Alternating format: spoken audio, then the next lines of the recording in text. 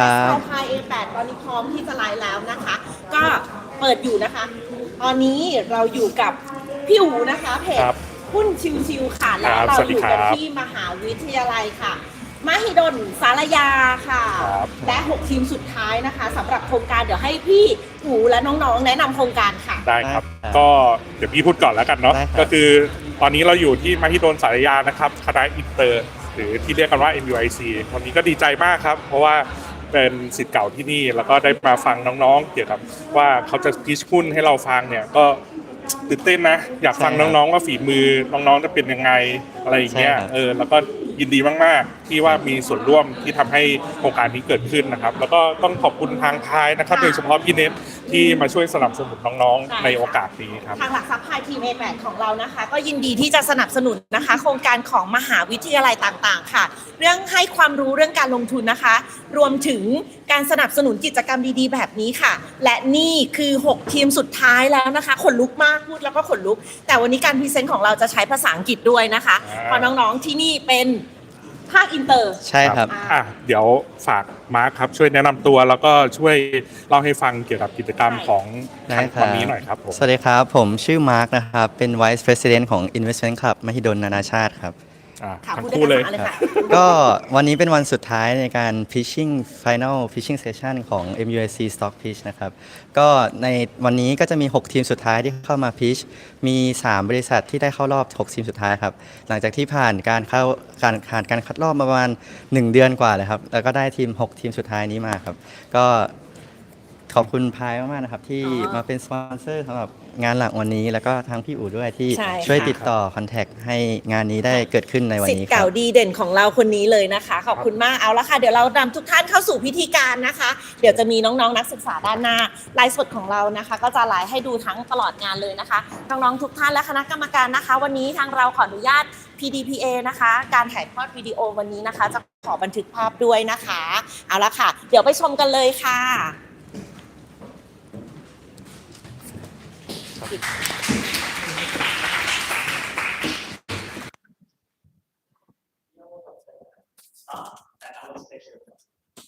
name is Art.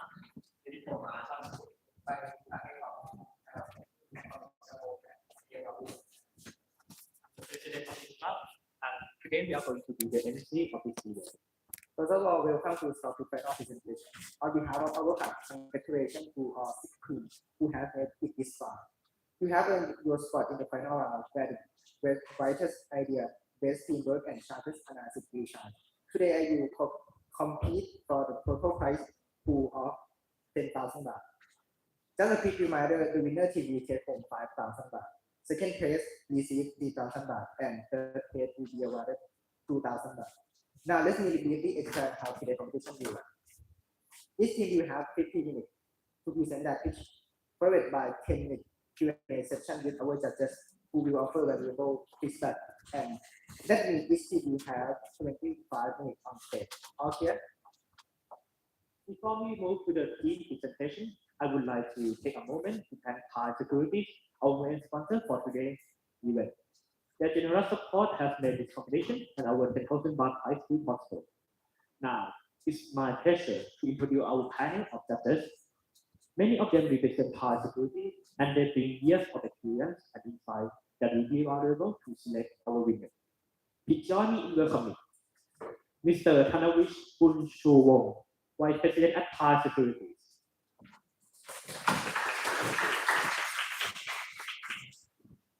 Mr. Thanadev Rangsi Sirathananont, Director of Research at Thai Securities. Mr. Titti Buabung, Senior Technical Analyst at Thai Securities. And Ms. Paksira Manatantatuki, Equity Analyst at Thai Securities. We are especially thankful to the next 2 judges. They not only guide our contestants since the kick-off day, but also in helping us secure the valuable partnership with Thai Securities and our main sponsor. Please welcome Mr. Thanarash Sen Thanyara, co-founder of the page Hun Chiu Chiu. And finally, He's not here right now, but he also helped us in hosting this event. Mr. Setovich Akharadeshanam, co-founder of the page Kunchiku. Thank you, judges, for joining us and supporting this event. Please give them a big round of applause.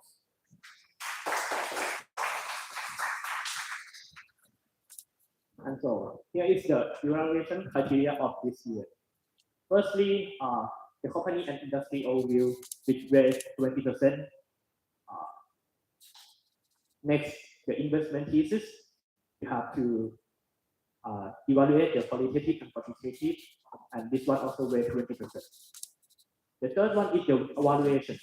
There are many methods that you can value the company, which are DCF, comparable, high target, and sensitivity analysis. This one also raised 20%. The fourth one is the risk and catalyst. You can both evaluate the internal and external things that affect the company evaluation. This one also raised 20%. And the fifth one is the overall presentation, which will include the presentation skill, quality, and format. This one raised 10%. And finally, is how you answer the judge Q&A. This one raised 10%. The whole is a total of 100%.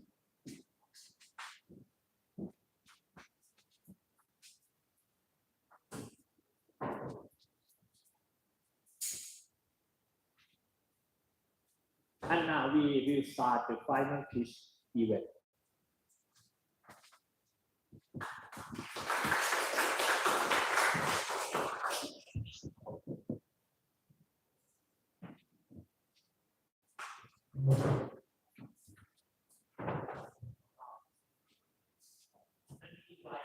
To the stage, the Straw Hat Capital. Please give them a big round of applause.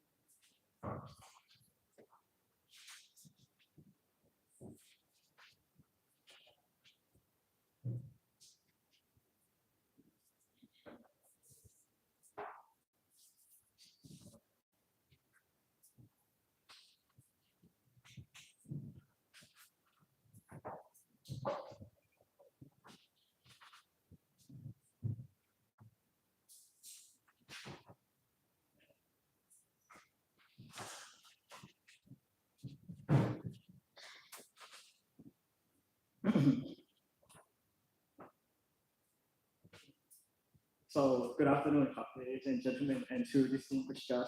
And today, we have the opportunity to be valuing one of the companies that has a long-lasting history in Thailand, Advanced Info Service Public Company Limited. And today, we are making a buy recommendation of target price 390 baht with a potential upside of 31% potential upside. And here my colleagues, people will be exploring you guys to the market analysis and industry overview. Thank you so much, Farm. So now moving on to the overview of the company background. First, AIS was founded on April 1st in 1986 by Thaksin Shinawatra, known as a small computer leasing company under the name of Shinawatra Computer and Communications. However, in 1990, the company then pivoted into telecommunications, launching Thailand's first mobile service under a 20-year concession from the Telephone Organization of Thailand, or DOT. From this early on strategic pivot, this allows AIS to become one of the main digital backbones of Thailand as we know today. Now, in today, AIS operates in three main segments altogether. First is mobile phone services, AIS's core business segment, providing mobile networks to customers, offering services such as SMS, 4G, 5G networks, and pay, as well as international roaming. Second, mobile phone and equipment sales involves the sales and distribution of mobile devices and other related accessories and equipment, such as smartphones, tablets, and SIM cards. Lastly, internet and broadband services, where they focus on providing high-quality, high-speed internet connections and digital infrastructure for households as well as enterprises through AIS Fiber and 3DE. Now moving on to the revenue share of AIS. As of 2024, AIS reported to have a total revenue of 213 billion Thai baht, separated into a diversified groups of total revenue share of 4 main segments. First, mobile phone services at 58.5% of total revenue, equipment at 24.2%, internet and broadband services at 13.9%, and lastly, non-mobile services at 3.3%. Now, after knowing the company background overview, you would also have to know the industry that it's playing in. So, Thailand's telecom market still remains at India globally, but there's only two main key market players. First is True Corporation after the merge with BPAC, with a 51.5% market share. Second, AIS after the merge with 3BB at 47.5% of market share, and lastly, others such as National Telecom at less than 1%. Moreover, the total numbers of active mobile connections, subscribers, users is at approximately 98 million users, which also suggests a penetration rate of 136% according to Greenbit. True Corporation, however, still is in lead in terms of number of subscribers, which is at approximately 14 million 5G users. However, AIS still stands strong in terms of revenue, thanks to its premium 5G services with 12 million subscribers. Now, looking forward to the future of the industry, the market size is expected to have a CAGR of 3%, as well as the number of mobile phone subscribers is also expected to increase. However, the average revenue per user, or ARPU, is expected to have a decline. But however, there are also opportunities for both AIS and True Corporation, since there's ongoing 5G expansion as well as network modernization, which will help enhance the service quality. However, there are also future challenges that cannot be looked over. First is the increasing market consolidation, where there's few dominant players in the market. This limits the competitiveness of the market as well as new innovations in the industry, as well as more strict data privacy regulations. This can increase the operational complexity as well as the operational costs. The comparison benefits a lot from the merge with BPAC, where they leverage merger synergies for cost efficiencies and broad coverage through consumer bundles. However, they do face integration challenges from the merger, where it leads to having multiple failures of network or occasional service dips, which can lead to customers unsatisfactory. However, they do have opportunities, including an NBTC spectrum option, which favors not only True Corporation but also AIS as well. But they also face multiple threats, such as what I mentioned before, the more strict regulatory scrutiny on globally, where it enforces wholesale access, as well as economic slowdown factors that could affect consumer spending. Now, after knowing the business overview as well as industry overview, we would also have to know the key project drivers, the key projects that AIS is working on. And my wonderful colleague will be explaining more further on that. So before we invest into a company, we have to know what is driving their fundamentals, right? Because if we don't know their fundamentals, then we are also investing blindly. So these key project drivers that are extracted from their investor relation have driven 17% revenue growth in the first half this year compared to last year.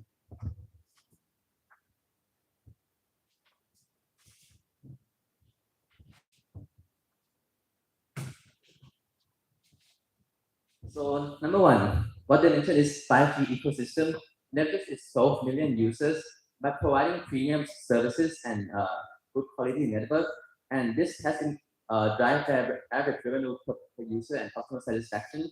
So this is a very good thing because they drive revenue while also driving satisfaction for customers. And also AIS Cloud powered by Oracle. So Oracle is like they partnered Oracle for like a huge database, and this is very scalable because they can leverage data and AI machine learning, which can predict user demands and automate systems. And this ensure also they pass high compliance and regulations. And also moving on to AI and data analytics. So we know that AIS relies a lot on user data and analytics, and by using their new platform Analytics, they can boost service reliability and enhance real-time customers experience as well. And also digital platform CPaaS. So some of you may not heard of CPaaS, but this is very important for not for us users, but for banks or any other business. They can collect AIS for the chatbot or their other AI tools or even their OTP. And they want to scale innovation and efficiently meet every customer needs.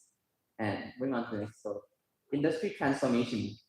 So they are not only driving towards AI, but as an investor, we know that we want to invest in not only profitable company but also sustainable company. So AS is driving towards using AI to make roadmaps to focus on address ethical concerns and human capital development, and this also ensures sustainable growth while also addressing ethical concerns and improving profitability. So I want to talk about that packages also. This is a proof that they value customer, as they are not only providing good quality but also good price packages, and this also enhance their customer satisfaction every year and every quarter, as you can see here. And to quick overview of their Q1 and Q2 performance. So if we're gonna buy a stock, we also have to we may want to look at the last 1, 2, 3, 4, 5 years, but also it is important to look at the Q1 and Q2 breakdown. So that total revenue was 112.7 billion Thai baht, as Patrick mentioned, in Q1 and Q2, and their service revenue has also grown by 50 year to year, and that profit has surged 27%, with Q2 outpacing Q1, reflecting cost efficiency in the Q2. And the free cash flow is also very important. They have a free cash flow of 48.3 billion Thai baht. So what does this mean? They can invest into many other aspects of the company as well, not relying too much on debt as well, and reflects the company liquidity strength, supporting a 4.7% dividend yield. And I'm going to pass on to my friend. Moving on to the financial ratios, where I'll quickly go over the financial health of the company. For profitability, AS sees a steady growth in its net profit margin, slowly growing from 15.87% to 16.42%, as well as its asset and equity growing from 350 billion baht to 430 billion, as well as its equity growing from 70 to 90 billion baht. This is also due to the fact that they have invested in spectrum, as well as its acquisition of 3BB and so on. Looking at the liquidity ratio, AS maintains a current ratio of 0.4 to 0.5 times, which means that they have more current liability compared to their current assets, as well as their debt to equity showing a peak in 2023 due to the acquisition of 3BB. Their EPS and PE ratio shows a steady growth of.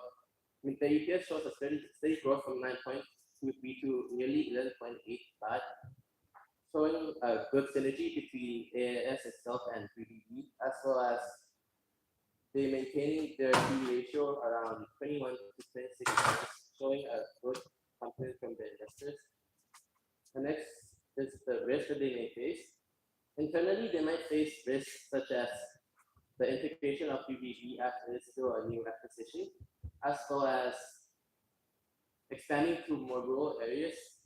For external, they might face competition and threats from satellite broadbands, such as Starlink, ASTS, and also macroeconomic slowdown. Next, for valuation, I would like to pass it on to my friend. Thank you, Kim Howard. And then, moving on to the last part of our presentation today regarding the valuation that we use. Mainly, we use the intrinsic valuation or DCF, discounted cash flow valuation, through the perpetuity growth and also the terminal multiple approach. And before we begin regarding to the model, we need to look into the key drivers here. So based on we have provided several assumptions regarding to our model, and most of the assumption is based on our common size statement as well as the growth statement. But I want to mention on the total revenue that we actually did not use any of the common size, but instead we forecast the revenue based on the sizes, because total revenue for advanced is separated into two types. First is the sales of goods, which is a SIM and mobile phone, and other is rendering of services and equipment rentals, which is like a broadband service. So we forecast this increase of growth because we see a trend in five-year in financial statement. So we forecasted using the expected growth and also the declining in population in Thailand. So this means that based on our forecast, the revenue from sales is expected to increase by 9%, and also the equipment rental 6%. And as for these three variables, COGS, SG&A, and depreciation is based on the common size statement and growth statement. But since recently with merging with 3BB, the cost of goods sold is expected to be lower by 10% through this synergy gain, and as well as the SG&A that we also include the inflation rate as well to account for the economic fluctuation. And depreciation is based on the gross PPE. And for the working capital, we provided a growth separately for each account, and it's almost the same based on the common size statement as well, but from the growth rate. And CapEx is 15% based on the total revenue and common size statement, and tax rate is 20%. And once we get all these value assumptions and we forecast 5 years into the future and come up with free cash flow unlevered, and then we use the formula above to come up with free cash flow between 2025 to 2029. And as for the discount rate, we use the weighted average cost of capital as a discount rate. So we use the market value approach, net debt and market capitalization to come up with the weight of each capital. So as you can see that weight based on this, that advance is heavily financed by equity. So they raise capital through equity most. And for the cost, we use the pre-tax cost of debt of 6.18 to come up with the after-tax. And for the cost of equity, I know that there are many, a lot of approaches to come, but we use the Gordon's growth model based on the 5-year annualized growth rate and come up with the cost equity of 7.71%. And our WACC is 7.43 as our discount rate. And once we get all these values, the last variable we need is the terminal growth rate of 2.5%. And this comes from the expected economic growth in the future. And once we get all of this, we discount the cash flow back to 2024 fiscal year and then sum them all up and then get the enterprise value and then subtract the net debt and get the equity value. And the current share outstanding is currently 29.73 million shares. And we come up with the implied share price of 390 baht per share. And also the implied share price, we use the multiple of 9 based on the industry average. So the 329.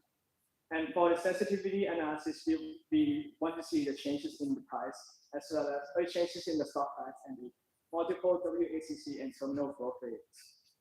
And as for our conclusion, we recommend a strong buy for advancing full service due to many reasons, like my colleagues mentioned, the growth rates, the blend of leadership in market, a steady growth and maturity, and with its dominant position in 5G and broadband services. And AIS is well known for the company and its position for future success. Thank you.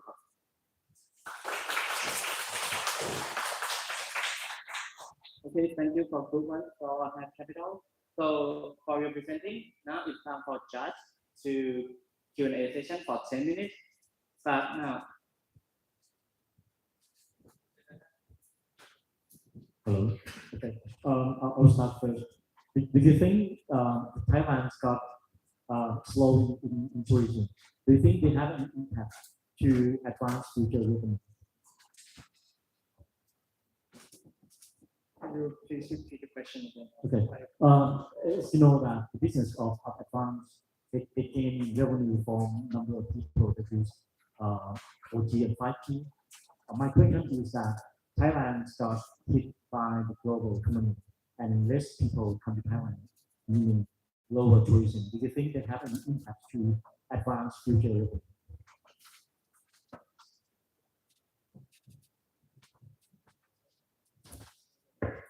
Because we look into the revenue of the advance, we see that most of the revenue comes from the Thai citizens, and whereas the foreign they charge a significantly different prices, they charge higher price, and yes, the changes in the economic fluctuation will affect the tourism, but it does not directly affect advanced revenue, as mostly the majority of the revenue will come from Thai citizens. So it doesn't affect revenue that much.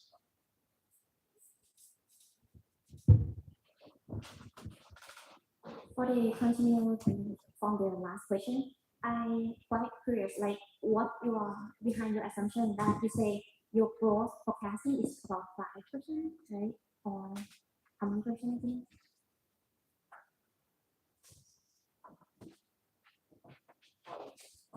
6. And I heard you mention about like the population in the future that decreasing. Then have you considered about that the trend of people having more than one user account? Yesterday we also take into account of that expected like one people would have more than one devices or one mobile phone or one multiple accounts for their SIM. So we have taken into account of the revenue growth behind here. Even though on the actual financial statement it's very stable growth, like around 3-4% of revenue growth from 5 years backward, but we expected that even though the decline, the population is declining, there's still many more like new technology or even new promotions provided to customers. Like right now, like probably the iPhone Air, right? They don't support the SIM card support, so it would shift the trend of customer instead of like buying a physical SIM to a digital SIM. It would change the behavior of the customer. And we are taking into account of the types of population as well, like the generational population. Have you like do the risk, I mean like the sensitivities on it, that how many growth of the users that shift and how much it impact your valuation? Unfortunately, we do not do the sensitivity on the population, but we use it based on the WACC and the terminal growth and terminal rate to see the changes in price. We did not take it to detail to look into the population. So unfortunately. I see you try to find is 390 baht, right? Yes. I think is too high because if can you compare with the consensus? Analysis consensus in the system, I see average between 335 or maybe 360 baht. I think it's heading from your terminal growth is too high. Your terminal growth is core revenue is 9% growth, right? And UI 6% and terminal rate is 2.5%, right? If 330 baht, 390 baht, it means at one for service will be increasing market cap from 5.5% now to 10%.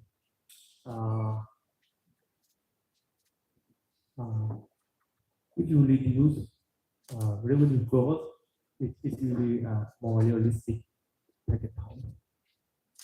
I have only one this comment.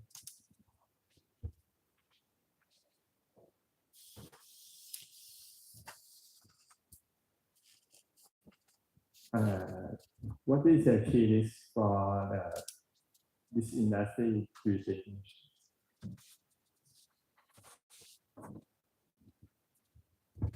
The key risk of the industry, as what I mentioned before, in the industry where there's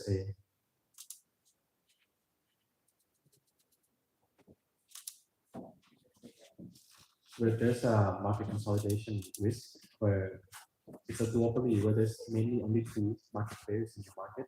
So as what I mentioned, that it could potentially limit the competitiveness of the industry, as well as it might affect the new innovations in the industry as well, where since there's only 2 market leaders in the market, this can limit the creativeness and the new innovation, as what I mentioned. So this could be one of the main risks of the industry as of now. Add on maybe as we mentioned in like there was like satellite company like ASTS and other stuff. They are key risks. I mean, if you guys follow ASTS price to explode it, so that is maybe one concern of AS. If they were to maybe like expand to Thailand somehow, then that would be a big concern. So. you factor in your valuation? I think he factor into an accounting. We didn't, but yeah, but we just wrote it down as a curious for the investment. thank you. Okay ครับ Okay. you ครับ ครับ Right. So I'd like to start with commenting the slide. I think it's very good, and I'm sure you get a good grade if it's in the EC3 class. So congrats, I will give you A if I'm your ajahn. And for the overall presentation, I really like the slides. I think you did a good job there. And I have a small question about overview. You say that the ARPU declined, right? Or okay. Why do you think it will decline? Due to the average revenue per user to decline, right? Since nowadays, right, we are currently about to be considered in terms of like an aging population, where as people are getting older, they're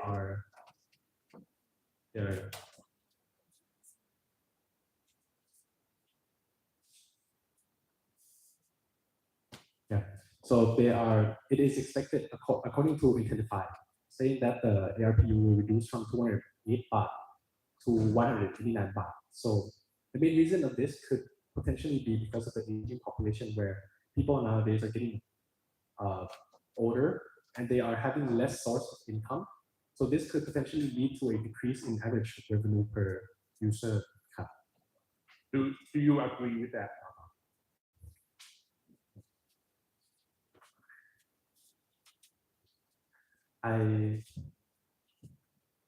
Me personally, right? Oh, your team.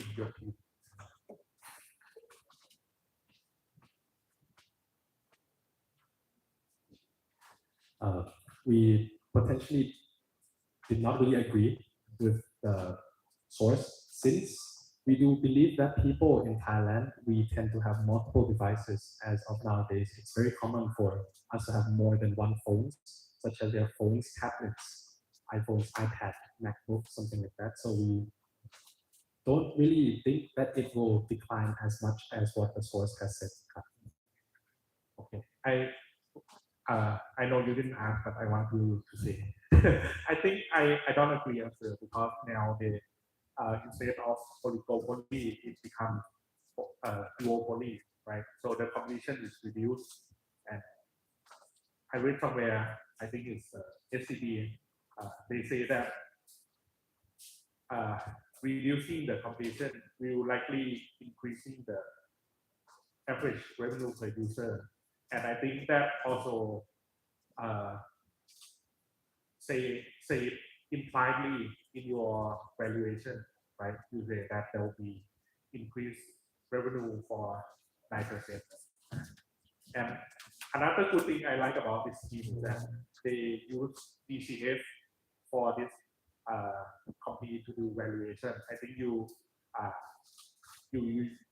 correctly did it well. But just weak point about DCF is that there are many variables that you can put in, and there will be a lot of questions when you put DCF assumption in there. So just to say that I think you when you do valuation, the DCF valuation, you will be better and better from now on. And you'll be a better investor once you do it like 100 companies. Okay, due to the time already up, thank you for this group.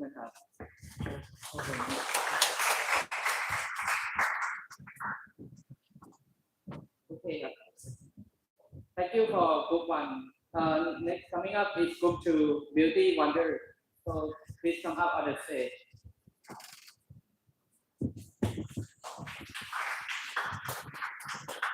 So you have 15 minutes. Your time is up right now. Let's wait.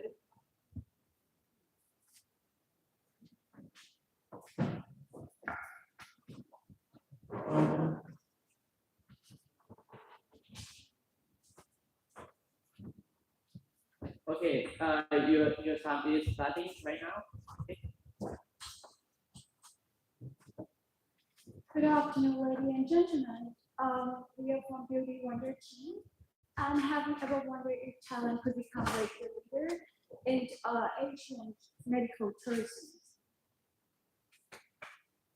So, do you know that actually BDMS is not just quite consists of a hospital operating, but it also including other supporting other business.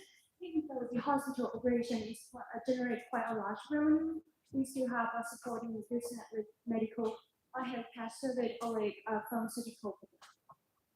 And as you can see right here is a project expansion throughout the year from 2024 to 2029, and it's looking to expanding in bed capacity in a different location in Thailand.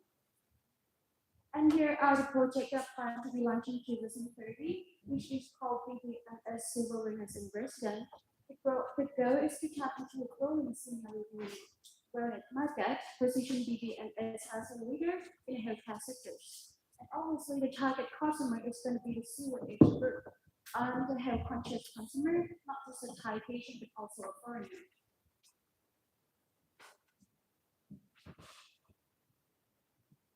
And as you can see right here is a market share through relating to the S&P Global, and you can see that BDMS is ranked as the first one due to the market capital is the largest.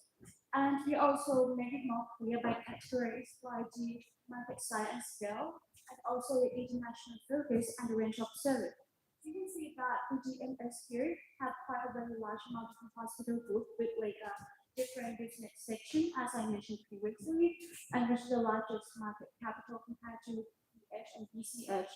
And for the international focus, even though BH is very high focus, like heavily on medical tourism, BDMS to generate quite a great revenue from the international patient, about approximately 29%. And for the range of service here, BDMS have quite a broad service with many specialties with different business segments, and also planning on expansion of bed capacity. And as I mentioned, BDMS silver age resident. Here is an overview of financial treatment. So you can see right here, we demonstrate a strong and consistent revenue growth with the CAGR of 8.6%. And here is the operating income, even though mainly revenue is come from the Thai patient, but still they generate quite a large amount of revenue from international patient also. And with the other income from a mobility as well as resort. And let's say during the market research, so the first one is focusing on the healthcare demand growing alongside with aging society in Thailand. And you can see that Thailand is becoming a fully aged society with approximately 20% of population age 60 plus. And it obviously leading to boosting demand for elderly healthcare service in the future, with definitely aligned with the project that we're going to launch in 2030. Next is the income of the patient and GDP. So a high and middle income patient account for 69% of our total healthcare revenue in BDMS, and alongside with the rising spending power, which will see the demand for private hospital service, and also with the growing middle class in the futures. And for the international focus here, according to global wellness institution, medical tourism Asian grow to 30% annually, and Thailand will also aim to raise a healthcare standard in the futures, which we aim to boost hospital competitiveness compared to like other Asian countries. And here, as you can see, is a briefly overview of the revenue share. We will see to breakdown of target purchasing power and by location in outside Bangkok, and also in and outside region, international and Thai. So as I mentioned before, about 29% of international region come in Thailand, and separate into what expect and fly in. And for the bond credit here, according to GRIS company rating, it rated BGMS as an AA plus stable, and the key rating consideration you can see right here is due to a dominant position in Thailand healthcare market. So it goes from internationalization and also content improvement in financial performance, looking at the capital structure and debt structures. So moving on to the end recommendations, as you know that Thailand medical service ranking is among the best in the world. For example, Thailand are present in the top 10 of medical tourism country in 2025, and the largest player in this industry is BDMS. BDMS has got around 59 hospitals under their company, and they apply their economy of scale, for example, like hyperinflation among their branches to lowering their cost of purchasing costly equipment. And here is a reflecting result that the net profit margin growth comparing with the other competitors in the same industry that have only one brand. And they also got a benefit from their bigger trends such as the aging society that are higher at the higher elderly population, so it may lead to a higher the medical cost. And moving on to the BDMS target group, BDMS at present they still focus on their international patients that they launch a service called international medical service that serve for people all around the world over 160 countries, and this revenue show that the constant growth of it, and their specific customer is Cambodia, China, and the US. And another reason that BDMS is focusing on increasing international patients is a collaboration between BDMS and TWI.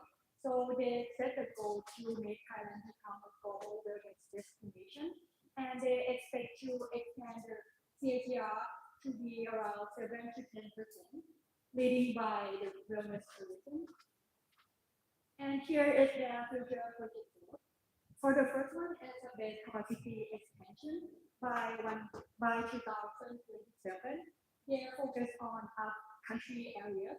And for the next one is occupancy rate improvement by 2025. They plan to increase more patient volume. And the last one is silver wellness and resident by 2029. They plan to open this book. For the occupancy rate in 2024, it could see that BDMS got around 67% comparing to Bangladesh that got around 77% of the occupancy rate. So when compared both two together, it could see the ability to go more for BDMS on the occupancy rate. And for the example in 2023, that the average of Thai people income is only around 29,000 baht. So BDMS they want to increase more the outside bank of revenue. So they increase the third party payers by adding more hospital and expand 11 outlets.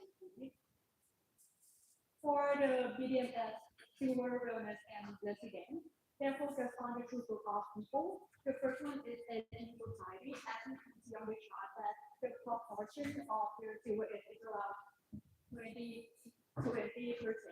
So the research has projected that the spending by Thai silver and consumers will surpass Singapore in 2030.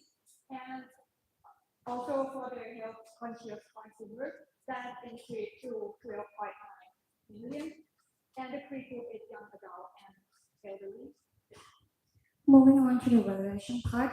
First, let's start with the comparable company analysis. We benchmark against PH, PCH, and IHH. For the EV per EBITDA last 12 months, median at 13.3 times and BDMS at 13 times.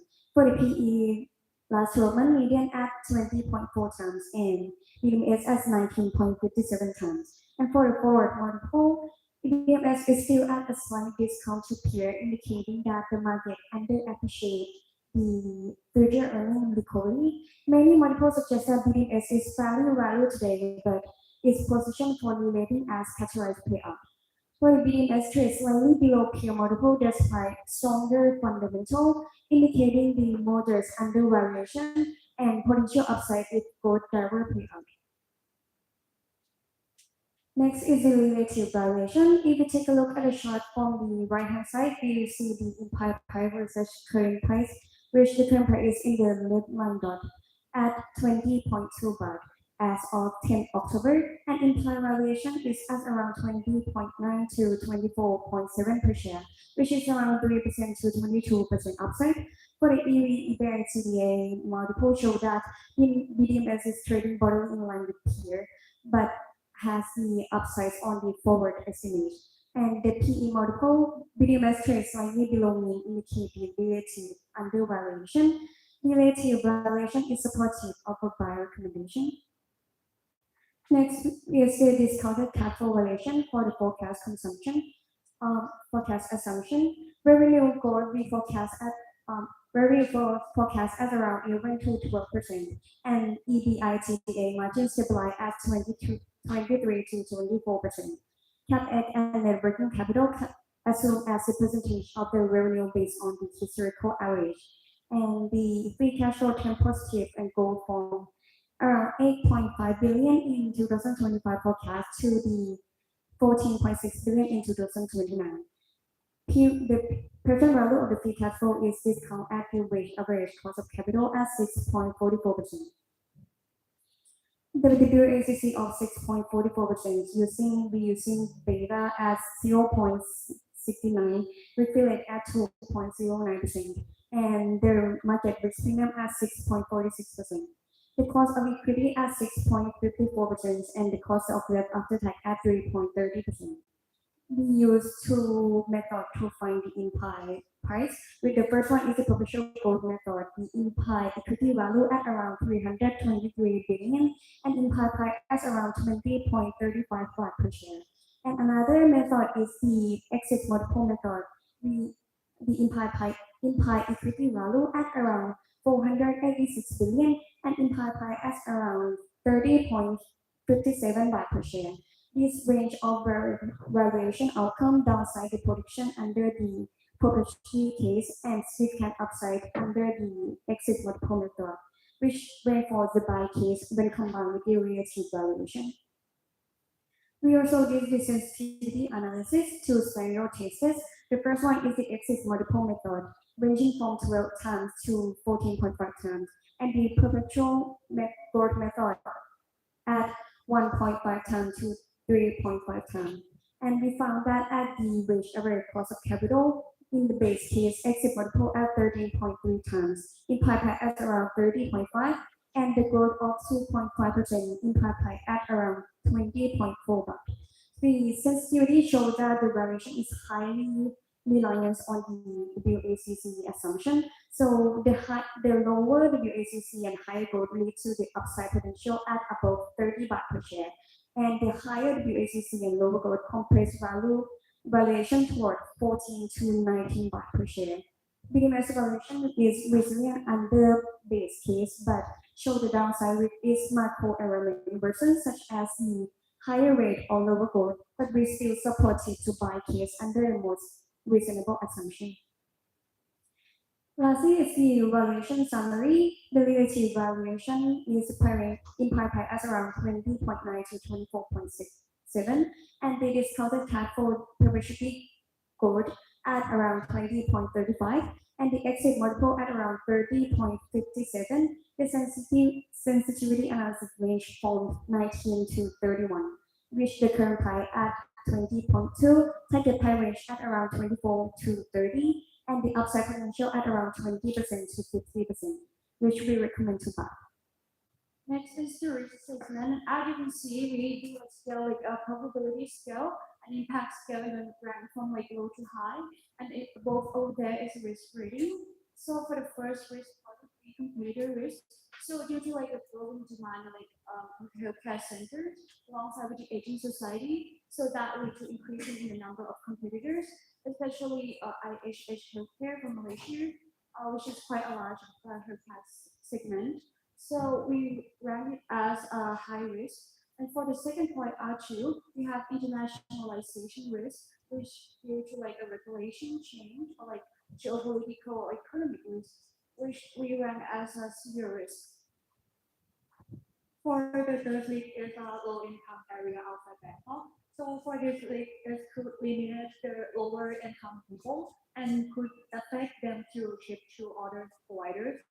And for the next one is a Thailand elderly financial vulnerability. So this related to the fewer wellness and residents. So it could make them get lower usage of the elderly. So we put those two things on the zero risk on the number 6 position.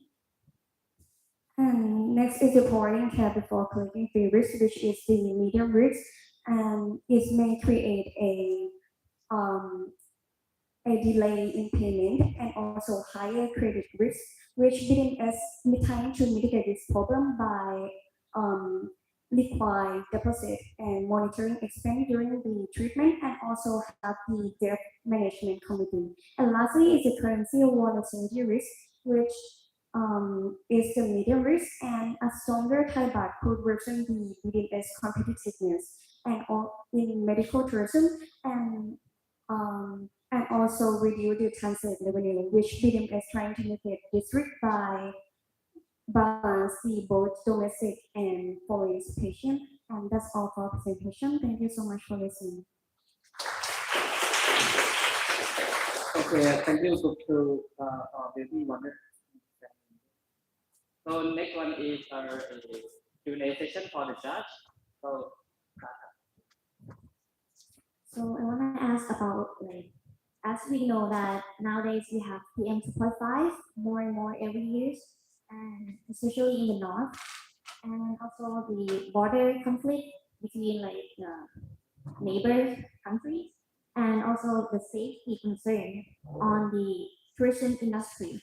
So in future, do you think that these factors would escalate or affect the healthcare industry?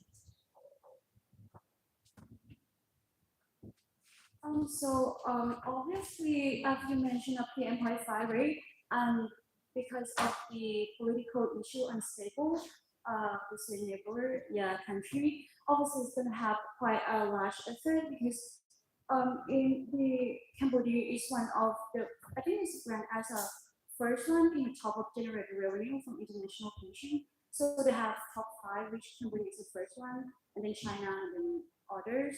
So because is ranked as the first international patient that generate like a quite large revenue, so this have a large impact on our healthcare sector, especially for BDMs.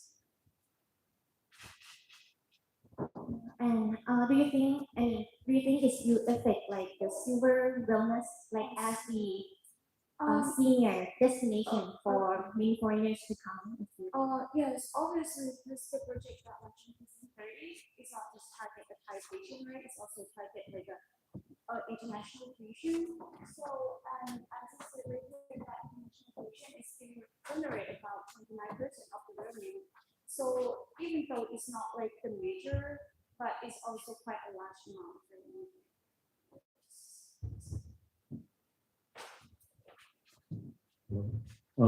I admire you. The part of diligence is quite clear, meaning that you work very hard.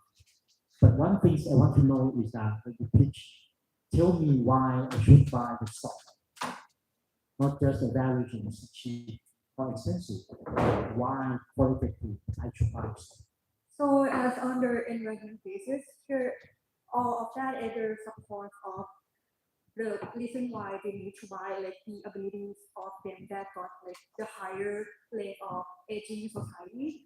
So that they have a project about the silver ages that like silver wellness and residents. So I think they have a like potential to go more like on that revenue and also on their international tuition. So like this one that they collab with international institutes, so they could use like the research from their collab to like increase their strategies or do something like that could increase their revenue in the future. Actually, I like your presentation, but you know that billionaires share price is fall. Tell me why you think that you like billionaires, you recommend buy, there are so many catalysts to buy, but share price is fall so far this year. Did you think anything that investors concerned about billionaires? Yeah, just, you know, could it be possibly because of the fall of tourism that come in Thailand? That it's a low season that tourists is not quite like come into Thailand, so they're not like using like overseas medical service. So that obviously could be one of the factors that affects the share price. And because of the political unstable between Cambodia, because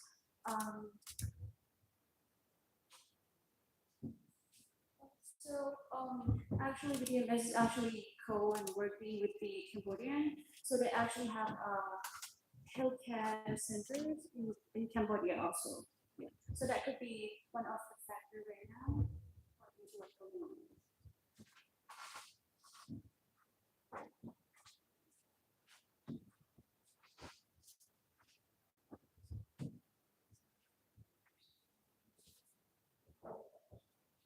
All right, so I really like the slides. Again, very good. You get A if I'm your ajahn on EC3. About the valuation, I have a question about valuation on DCF. Okay. On this, you forecast that there will be about 12% increase in revenue, right? After this, okay. I'd like to know why do you think it will be that you use 12% instead of 8 instead of 20? Why? Because we forecast by using the historical average of the past 4 years, and then we found that the revenue growth will forecast at around 11 to 12%.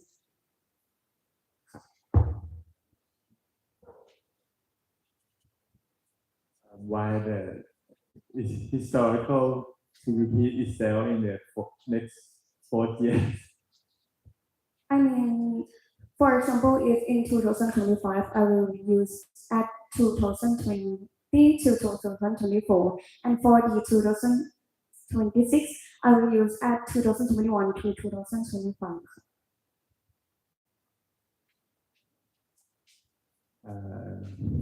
I think it's the revenue growth is too high. It's like a triple of 4 times to the global GDP. But the main key driver for the revenue growth, that's your assumption.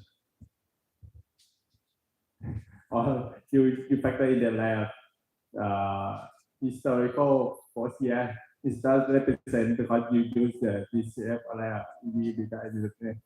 It's not represent like you should have a assumption behind the revenue growth, not a historical.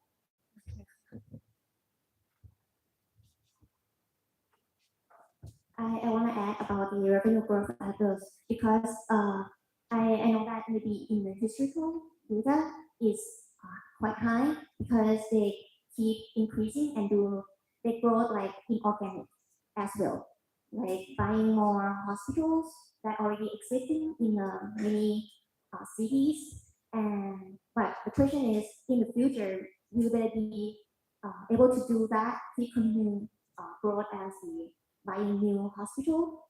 As right now, you know that BDS is quite large as itself. So how much more they can expand in different locations while avoiding the cannibal. And also I have another question about your target price. I'm not sure whether you have the final target price or because at the last page, I think I see that it's a range. I understand that they might have like I mean, best case, worst case, but what is your final target price?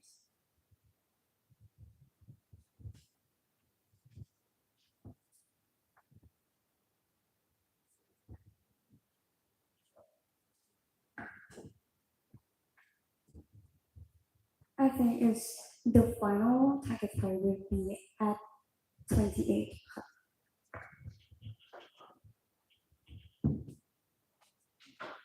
You can say presentation and evaluation is good, but your assumption behind it. Oh, okay. I'd like to give you guys a small tip in doing DCF valuation. Not only you guys, but at the back as well. Normally, when we start to do DCF, that's what I did as well, using historical rate and think that it will be the same in the future. But most of the time, it will not be like that, right? Because normally it will not repeat itself. So when you do valuation, especially with DCF, you have to think forward and not to look at the back a lot. Otherwise, it will make your DCF valuation a little bit biased.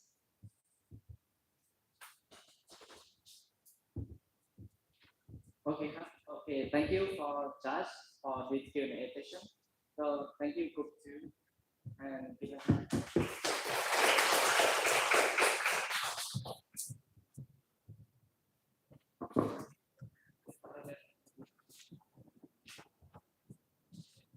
okay, the agenda will has been changed a bit because there's this time.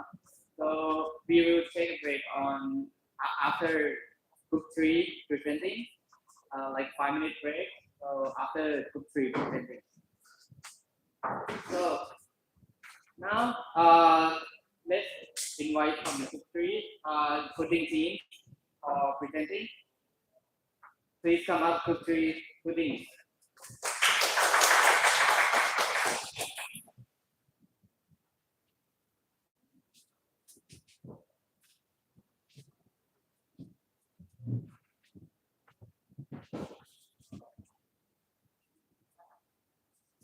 So we are team coding. Good morning, everyone. We are going to present about the stock pitch on KBank or Kasikorn Bank. Moving on to the overview of the company. On the company background, Kasikorn Bank was founded in 1945, originally known as Thai Farmer Bank. Its headquarters is in Bangkok, Thailand. Over the year, the company became one of the largest financial institutions in Thailand.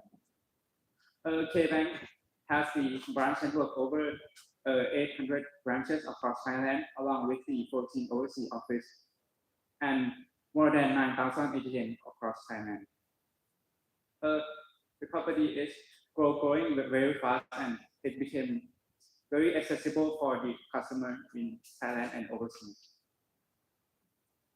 The company operates under the consumer-centric strategy and also focus on digital innovation. So it's a technology arm which is called the Kasikorn Bank Kasikorn Business Technology Group, or KBTG. Kasikorn Bank operation in 4 main banking segments, which is first is retail banking. It's provide the deposits and personal loans. Second is SME banking, offer the working capital and trade finance.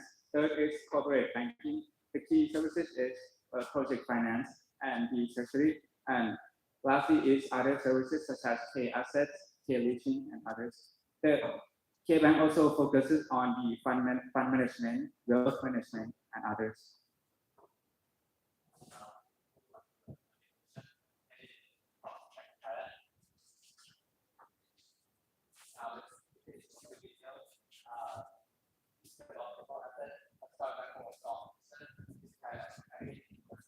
Banking sector enterprise asset just behind the Bangkok Bank. And for the digital banking side, KBank Paypass mobile application ranks second among the most downloaded site applications, but they are the number one of the digital banking platform. And for the loan growth, KBank recorded a loan contraction of negative 2.49% compared to peers like Thailand, which is still positive 4.46% growth rate. However, for deposit growth, KBank deposit growth has a positive 2.09%, so steady expansion of its funding, outperforming Bangkok Rural, but still behind KCB. And for the financial performance, taking out of the revenue share of KBank, as you can see, the interest revenue is the main proportion. They are the main revenue for KBank. And for the profit growth, there is a 13% growth from 2023 to 2024. It shows that it's driven by higher interest and operating revenue. And for the cash flow, let's look at operating activities first. They are strongly rebounded in 2024 to 77 billion from 9.5 billion in 2023. It's reflect that they improve profitability, better working capital management, and stronger banking operations. And for the investing activity, as we can increase in investment spending, reflects KBank's strategic investment phase, focusing on expanding financial assets, portfolios, and digital infrastructure upgrades. And lastly, financing activities, the company offer mainly reflect dividend payments to the shareholders and scheduled debt repayments. And for net profit margin, they are improved from 22 to 26%. This improvement in profit margin reflects that they have better cost and efficiency. KBank has managed expenses in check and reduced credit loss provisions. Highlighting the competitor analysis. So we choose SCB and Bangkok Bank as our competitor because they have a similar market cap. And KBank has the second largest total asset and the largest net profit. It shows that KBank have a large scale and they have a large profitability, and the ROE KBank is 9.13. It shows that company have efficiently growth of profitability, and the company have the least debt to equity. It shows that the company have a less risk, and in the last, the company have a high of dividend yield of 7.04. This attract customers to come to invest in KBank. So valuation. So first valuation that we use is relative valuation. So KBank got valuation of PE of 8.09, which is slightly above the average of the peer, which is 7.067. However, KBank got an undervalue of 10 years average, which is 9.9. So we think that KBank got a very value of PE. So moving on to the valuation, we use guidance growth model to calculate the intrinsic value. Based on our calculation, the intrinsic value is 231.95 baht per share, while the market price is at 171 baht per share, which indicates that the company stock is undervalued. So it shows the potential to upside the stock for investors. Next is risk assessment. The first one is credit risk. This graph shows the NPL ratio of KBank. If you see the graph since 2016, the NPL ratio of KBank is more than 3%, which is more than the most bank in Thailand, and the gross NPL of KBank is around 93,000 million baht. Next is about the macroeconomic and geopolitical risk. I use the data, IMF data. They predict that 2025, the Thailand GDP will expect to slow around 1.8 to 2.3%, which is slow. So this can be shown that the GDP of Thailand will grow slowly, and IMF data predict that after 2025 to 2030, the GDP growth will still in this way. So KBank will face the NPL ratio in the future because the GDP of Thailand they will not grow that much. Next is risk mitigation. The first is maintain a high loan loss reserve ratio. KBank they have the high coverage ratio which is about 153% in 2024. And second is KBank use stress test. They use stress test to simulate that economic situation and find a solution and strategy to solve the problem before the problem happen in the future. And they also manage the non-performing loan by establish JK Asset Management and Arun Asset Management to transfer their NPL ratio and help them to manage the NPL ratio by helping the borrower to have the ability to make money to pay back the loan for KBank in the future. KBank also distribute the loan portfolio to the various sectors to many business types. KBank has diversified the loan portfolio to diversify the risk of bad debt. Next is investment thesis. Stock future performance. KBank financial goal in 2025. They have focusing on maintaining the loan quality rather than expanding. So this can be shown that they're focusing on the stable risk management and sustainable profitability. And KBank also being a leader in the digital banking. Nowadays, the world trend is a cashless trend. So many people they didn't use cash anymore. So nowadays, 95% of transactions are online, and KBank is a leader because they have many of users, which is more than 20 million people using their application. However, they still have some external risks, like as I mentioned before, that Thailand GDP growth is not that good, so they still have to face and find a solution to solve the problem about the high NPL ratio.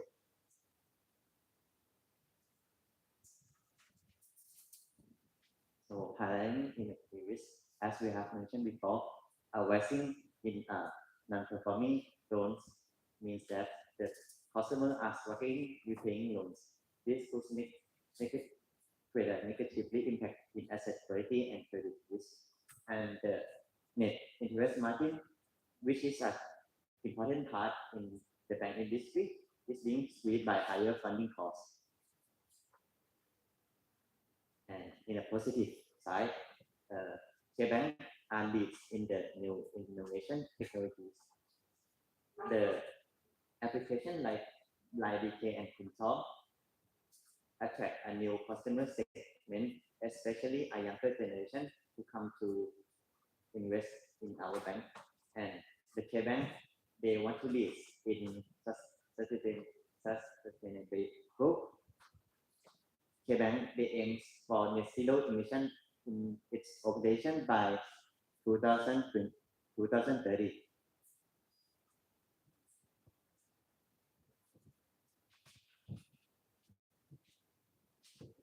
So to conclude our analysis on KBank stock, KBank remain the financial stability and the consistent dividend payout, and also the stable profitability despite the ongoing economic challenges. For the market position, while the Thailand slow growth on the economic challenges, the company also performance is on par on its competitors such as SCB, which is facing the similar difficulties on the economy. And the investment appeal, the KBank offers stability and consistent dividend. Its paying dividend yield is at 7%. For the competitive comparison, the SCB provide a better dividend yield at 8%, which is making them more appealing for income-focused investors. However, our recommendation is to buy KBank stock Why? Because it's undervalued opportunity. The intrinsic value of K-Bank stock is 231.95 baht per share, while the market price is only at 171 baht per share, which is show a potential growth on the stock price. And second, K-Bank hold a strong market position. It ranking in number 2 in total asset and number 1 in digital banking platform.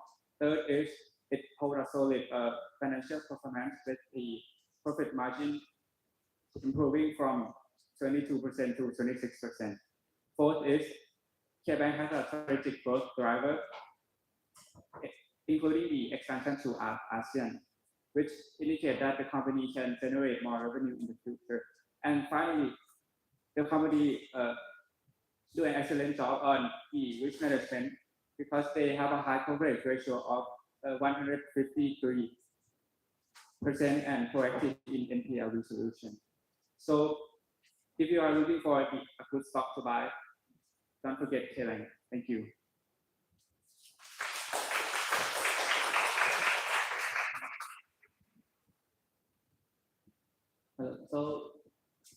Now is a Q&A session. So for 10 minutes right now.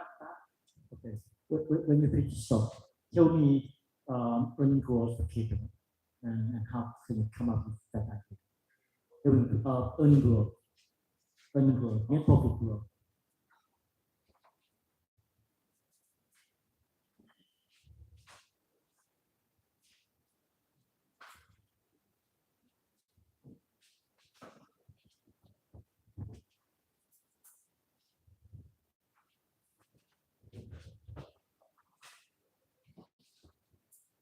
The reason because if you've got the valuation, you must tell me how you did get the EPS growth and this value so that you can get the fair price of K.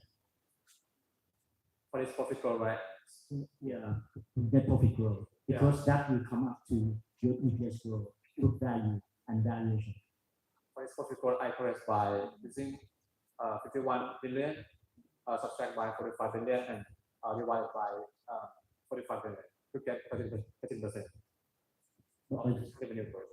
But that is 2024, meaning that we already have net profit for K-Bank already. We want 2025 and 2026 forecast.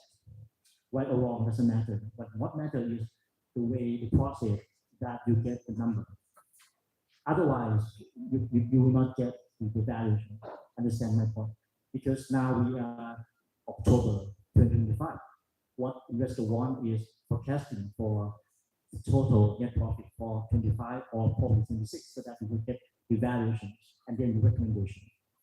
My question is that how we get net profit? Net profit, the current growth model, it's based on 2024 number. Okay. So your question is how do you get the growth rate for our use for our evaluation model, right? Because if you want to pitch a stock now, the value is about 160, 170. We got the valuations, the fair price of 230, right? I want to recommend you to buy. But when we're talking about investing, we're talking about future. It doesn't matter right or wrong because you're a student. You know, it's hard for you to make a right number. But I just want to know the method, how you come up with the net profit growth, blah, blah, blah, so that you can get a good value of interest.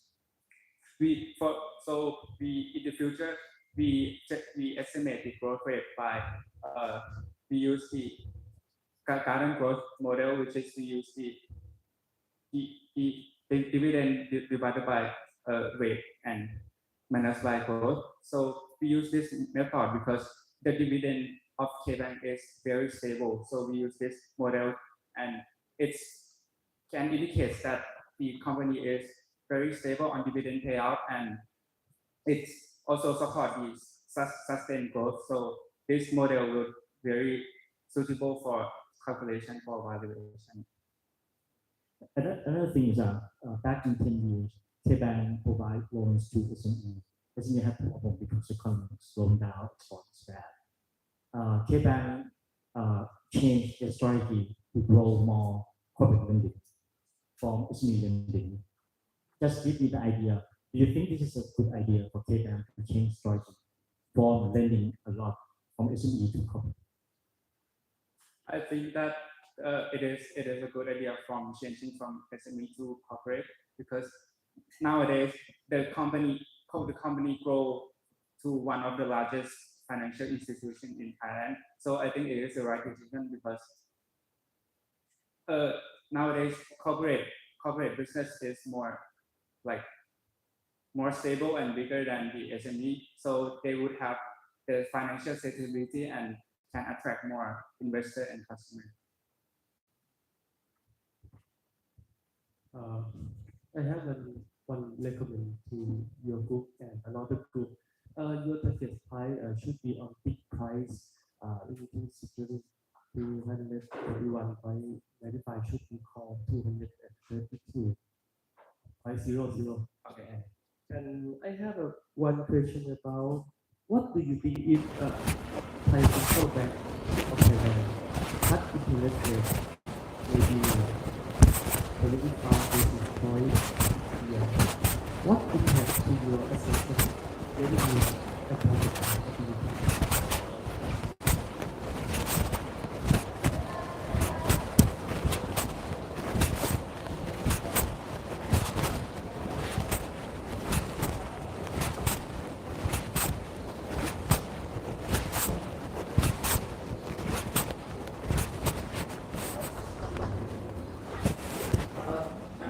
As you mentioned that the Central Bank of Thailand, they will,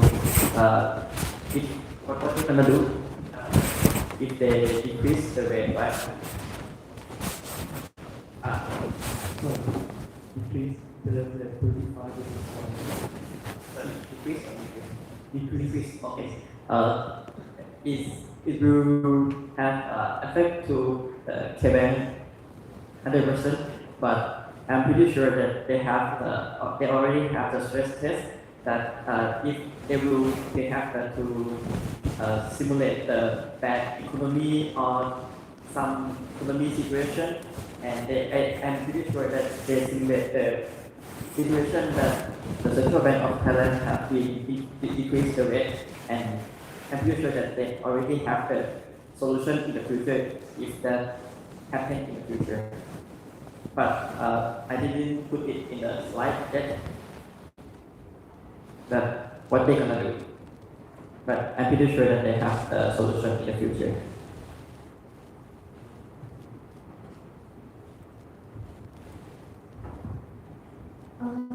For your key growth driver, is it to expand to the international?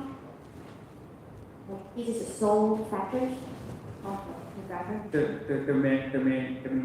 The main key of the company is the main goal is to increase the innovation within the company, like more platform and also to expand into ASEAN as well to generate more revenue, both innovation and expansion.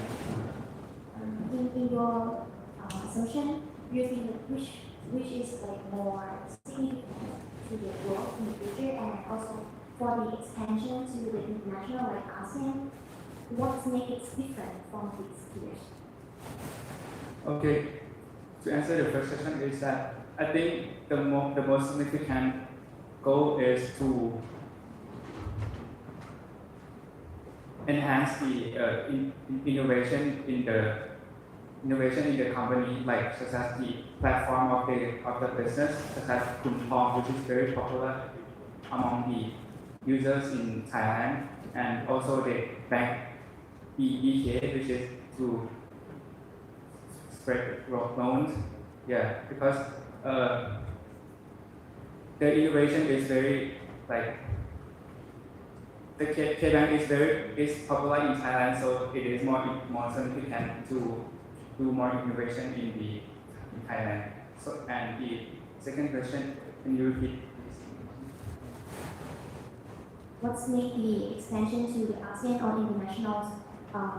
What is make it different from its peers? I think since we have that the data that our platform is ranked number one in Thailand, so it will be the advantage of this company that the platform of this business is better than other competitors. That is like one of the bank industry in Thailand have the first mover advantage in technologies like other bank doesn't have, like Kuntong and BK in line.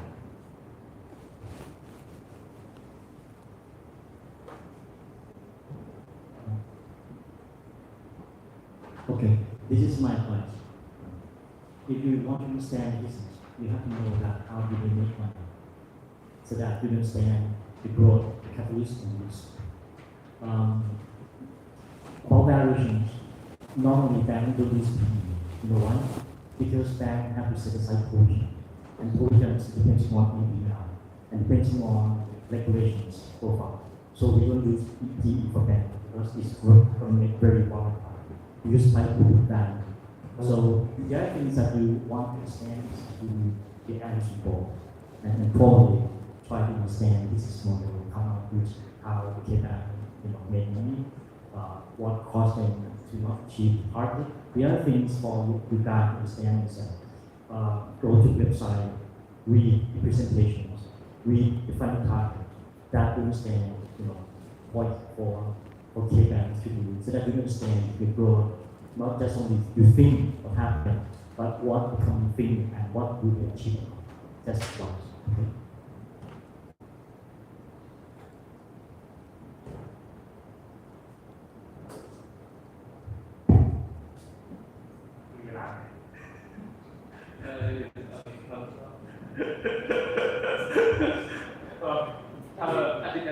Okay, all right. So, you have to listen to him when it comes to bank and finance stock, because he is the analyst who cover it. So yeah, and for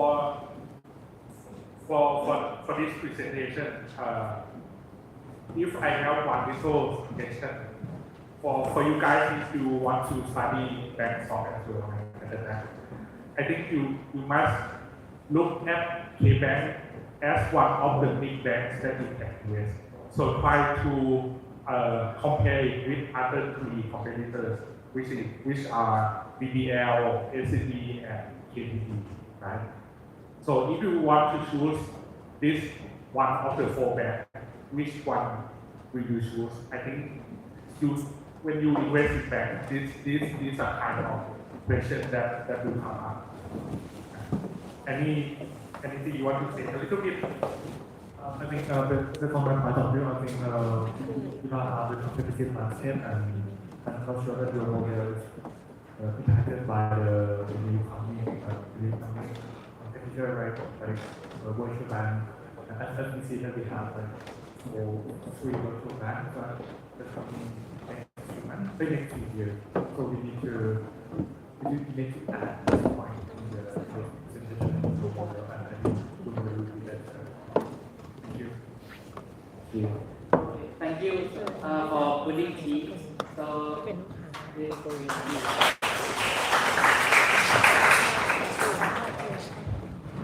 So right now we will take a break for 5 minutes and we will start again. Thank you.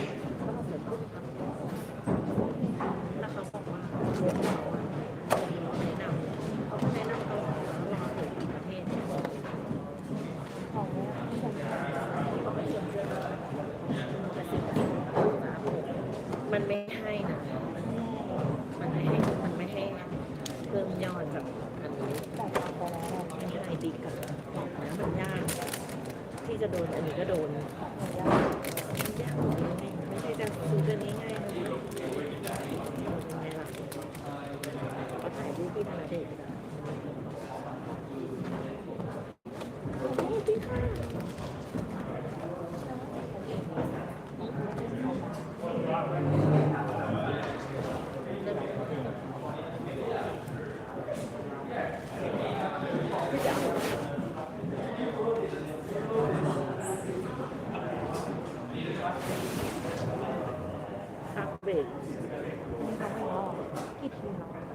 เหลืออีกทีนึงเหลืออีก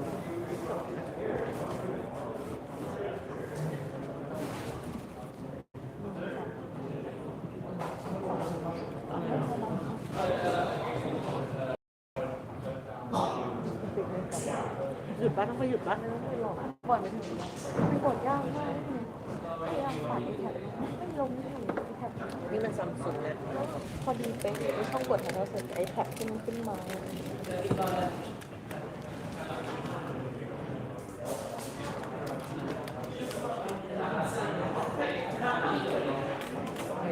ถ้าหนูไปมาลองอยู่มหาก็ชอบเป็นผู้จัดการชอบอยู่มหาไม่ชอบจัดการพออยู่กับลูกค้าพอที่บอกออกเจอลูกค้าอยู่ต่อหน้าลูกค้าพออยู่กับลูกค้าบ้างพี่จะบอกว่าจริงๆมันไม่ได้นะพอจะเป็นเกณฑ์นะแต่เราไม่รู้แล้วมันก็เกิดจากพี่วันที่เขาบอกรักพี่ขอโทษที่ไม่รู้อนุมัติวันนั้นเลยแต่แค่ว่ารักมันไม่ตอบนะตอบอะไรแค่ตอบว่ารอไหนนะครับผมส่งไปแล้วหรืออะไรมันต้องแอคชั่นเขาไม่ขึ้นลูกค้าไม่ได้หรอกเขาไม่เอาแล้วเนี่ยค้าบอกว่าจะไปขอโทษแล้ว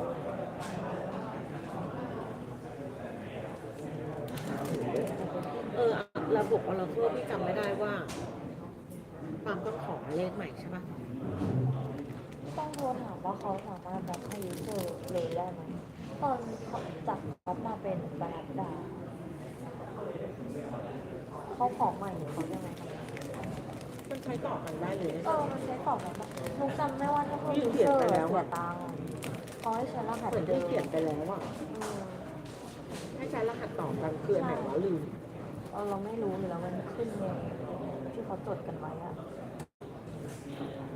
แต่ว่าหายังไงเหมือนที่บอกไปแล้วแต่ที่ตามถามว่าแค่ว่ามันสามารถดูระบบที่เขาขอให้มันสามารถดูของเขาที่บานาดาได้ไหมบอกว่าถ้ามันยูเซอร์เดิมดูได้แต่ถ้าเปลี่ยนยูเซอร์ดูได้แต่จำได้ว่าถ้าเราเพิ่มยูเซอร์เราต้องเสียตังค์เหมือนเขาใช้วิธีการโอนพี่ผู้หญิงชื่ออะไรวะเมื่อก่อนชื่อพี่หนุ่มพี่ดูอโลโก้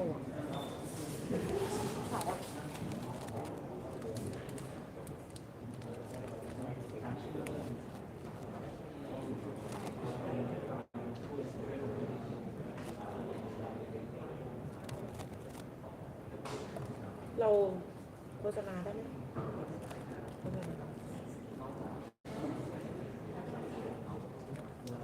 เราไม่ฟังภาษาไทยอ่ะพอจะพูดได้ไหม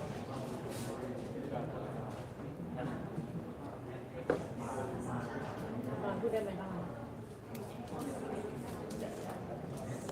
ต้องพูดอ่ะ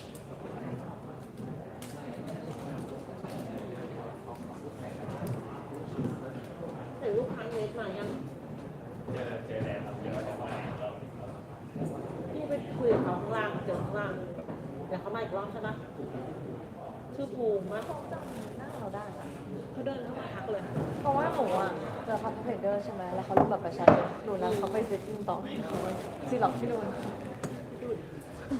ก็ตามไปนะเขาบอกเขาแนะนำลูกค้าน้องๆให้เลยเขาฟีดเข้าไปในกลุ่มอะไรลูกค้าเนยดัง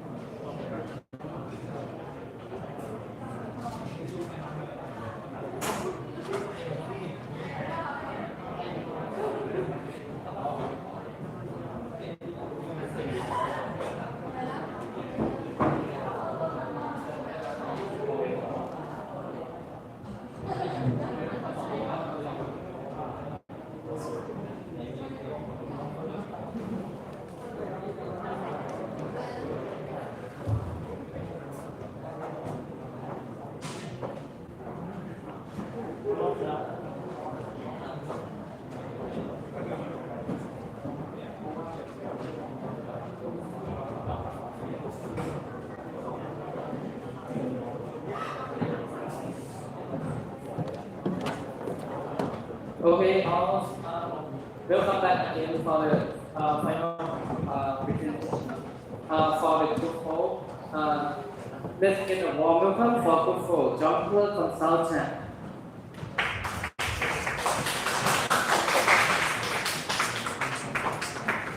Before you announce, you have 15 minutes for presenting.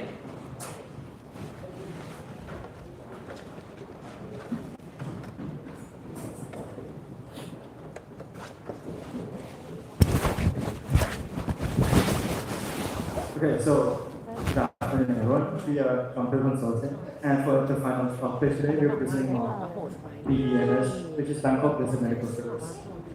So here's the content we'll be covering today: the company overview, risk, financial information, financial ratio, and finally the evaluation. So the company overview, it was founded in 1969 and it's listed in the stock market as BEMS, and it's the largest private hospital operation in Thailand. And they offer a variety of ranging from primary care to advanced surgical treatment. And these are the names of the hospital that they kind of own, which are the famous ones like Bangkok Hospital, Community PNH Hospital, and Thailand. So here's the overview. The main business segment. So here the main segment is hospital operation, which cover around 95% of the revenue. And also there are other stuff like include like lab services or pharmacy, and also a bit of real estate, but there's not a lot of information about it. And here's Skill and Reach. They operate around 50 hospitals and provide 9,000 available beds and around 12,000 medical professionals. And also around 10 million patients visit yearly. And here's the revenue stat. The total revenue is around 100,000 million baht. And then the net profit is 15,000 million baht, and finally the EBITDA is around 27%. Here's a key partnership and program driving core business. So first, they participate in government programs like the UC, Universal College, and Social Security System. And also the insurance, they collaborate with the international insurance, like for example, medical for some agencies. And for the wellness part, they invest they have some investment in BDMS wellness clinics, as well as their strategy. There are some courses that mention about how they have partnership with affiliate insurance and from 9 hospital for referral programs. And here finally is the industry overview. We see that the size and growth are in Thailand. Right? The healthcare industry has grown around 5 to 7% CAGR. And there's a rise in middle class income. And that is due to the rise in middle class income and aging population. As well as for medical tourism hub, there's around 30 to 50%. The medical in Thailand is 30 to 50% cheaper in Western countries, and also they provide a high quality services. And for BMS, they capture around they have patients that are from Middle East, Asian, and Europeans. So they're obviously the main competition with from the hospital as they attract a lot of foreigners, Middle East. media resistance. And finally, for the government support, for Thailand, they have like a thing called medical hub, which support like policy and infrastructure investments for the healthcare industry. Next, then we'll be talking about the risk.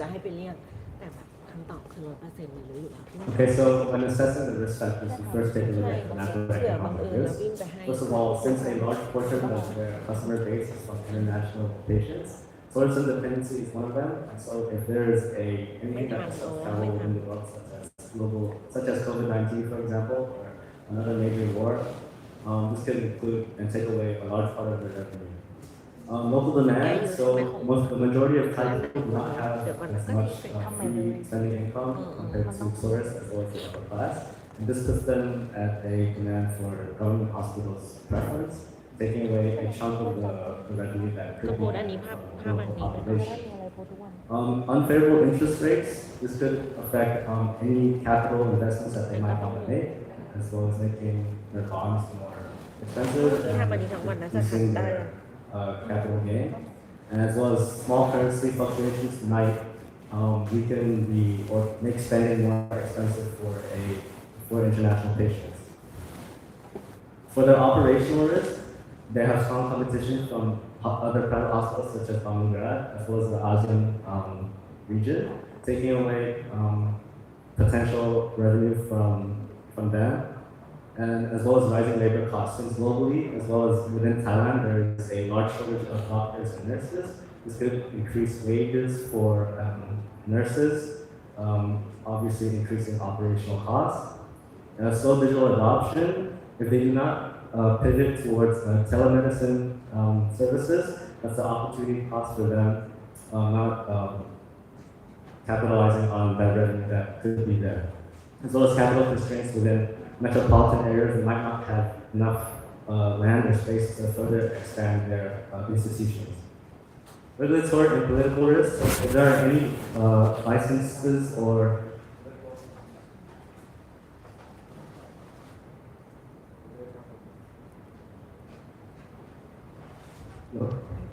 so if there are any political uncertainties, this could affect pricing regulation. If the government chooses to intervene, they could start subsidizing government hospitals, making it more attractive for local patients, as well as data liabilities. So if there's a large data leak, this could put BDMS at a large liable risk for the patient data.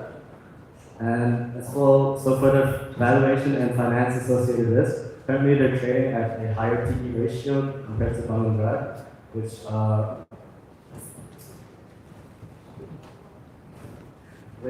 could lead to potential downsides, signaling that the current stock might be overvalued, which could lead to a lower stock value in the future. Also, data liability presents a higher risk for foreign investments. Presents higher risk for foreign investments, which may not be able to raise enough capital if they have expansion projects within the future. So for the risk mitigation strategies, currently they are trying to diversify their services beyond just practical medical services. So specializing in anti-cellulite, as well as dermatology and dental services, as well as platelet management. And currently, they also have a centralized network of medicine suppliers under their own subsidiaries, making their supply chain more efficient for procuring medicine as well as equipment. For the strategic positioning, they also have different segments in the higher class of private hospitals as well as the middle class. They have multiple customer segments, so we have middle class as well as upper class. And also, we're capturing more larger markets such as anti-aging markets as well as lifestyle. And so for their financial management, a lot of their investments come from internal funding rather than external. And they have a consistent dividend payout, and they rely mostly on their supply chain to reduce operational costs. Now moving on to the financial information. Okay, to start off, we have gone through like the balance sheet, and as for the assets itself, we notice that there's an increase in PPE, which is buildings and lands and properties. And so this is a result because there seems to be a project going on as in terms of expansions. As for example, they wanted to like add beds in Pattaya and also add like also a new project known as the Greenfield Hospital, which is going to be in the Pattaya Thai area in 2025. For the reliabilities, we have noticed that there seems to be a significant increase in the account payable as from like 6,000 million baht to like 8,000, which is that they are borrowing more money as for like shifting towards like as for like expansions itself and also like reducing reliance on long-term loans. And for the cash flow statement, well, the results, the numbers indicate that there seems to be a rising in the capital expenditures, and as like I said earlier, PPE, PPE growth and the index of expansions. And when it comes to the financing, well, it's negative. It's mostly negative because the focus is on like paying down like debts and also returning cash to their shareholders. And according to like one of the articles, they were able to like decrease their like debt from like 10 billion baht to 8 billion baht by 2020. Okay. Coming to financial rights analysis. Overall, analyzing the financial rights of BDMS, consider the company doing quite good. You can see that the company has increasing revenue and decreasing collection periods, which indicates the decreased risk of her debt payment. Also, they have increased in net income and increase in net cash over a period of last 2.5 years. They overall have decreased in collection period, which also decreases risk for a company. And also, if you look at the cost of goods sold of revenue, you may see that the numbers remain the same over the period of 2.5 years. Indicating the company is not really improving in terms of reducing their cost of goods sold, but at the same time, the revenue increased, indicating that net income increases as well, so the cost of goods sold remains at the same level. Next is, even though the stock price was decreasing over the last period, which will come to later, the company increased their dividend yield, making their stock more attractive over a period of time. And if we do return on equity analysis, we'll see that the company over the last 5 years increased their net profit margin, increased their total asset turnover, though equity multiplier remained the same, meaning that return on equity increased. Company it does better in terms of using their equity and assets to produce net income. Moving on to the stock valuation. Well, we have like speculated that the growth is gonna went down from like 8% to 6% over the 5 years, and this is like referring to like one of the articles, and they have made like some estimations for the cap EX, and also like we did some calculations for MWC in order to find this 6,042. And moreover, for the WACC, we did some calculations in order to like actually calculations. We kind of base it on like the website article as well, and we did like made like comparison with like others article to see like to find like the estimate like WACC for our method.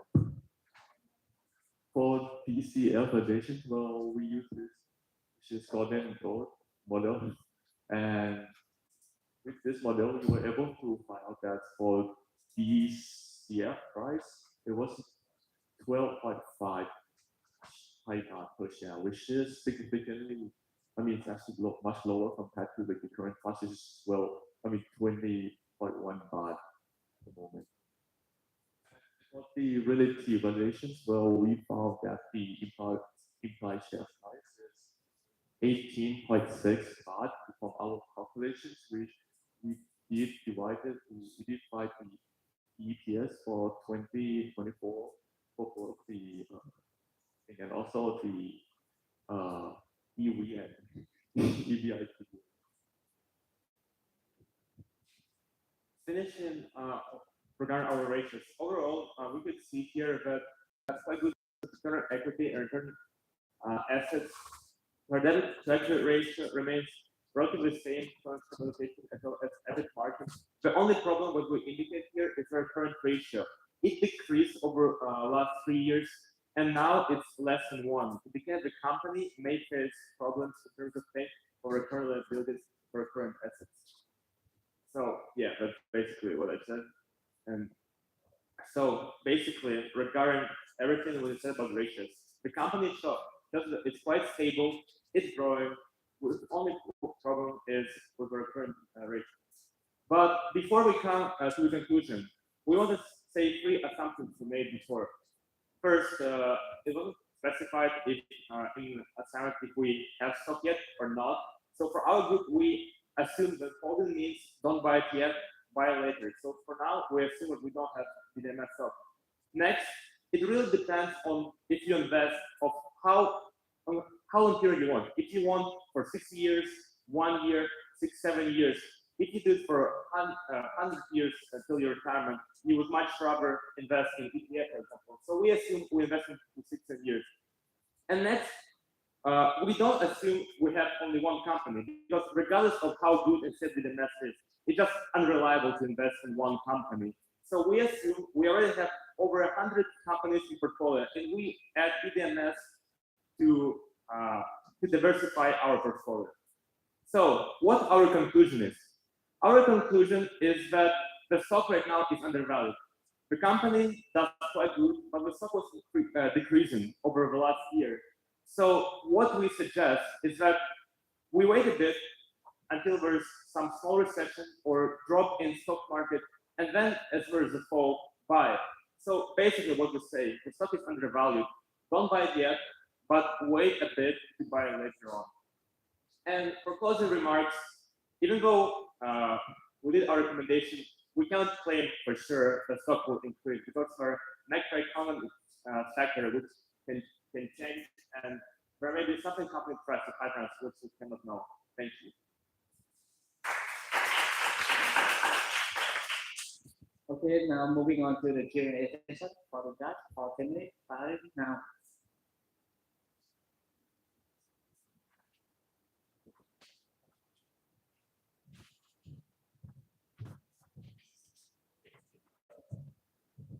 All right, I think what I like about this team is that the analysis is very good, especially the quantitative part. I think you guys did it very well. I have a small question about the valuation. You say that, yeah, go back. Another slide. Okay. For this absolute valuation, you say the price that you calculate, you get the fair price of 12.5, but on the relative valuation, next slide, you calculate it, you get 18.6. So which one should I believe? So according to you, whether the stock is undervalued or overvalued? We believe the stock is undervalued because the company was quite stable over the years. Their net income was increasing. The only problem they had is their current ratio.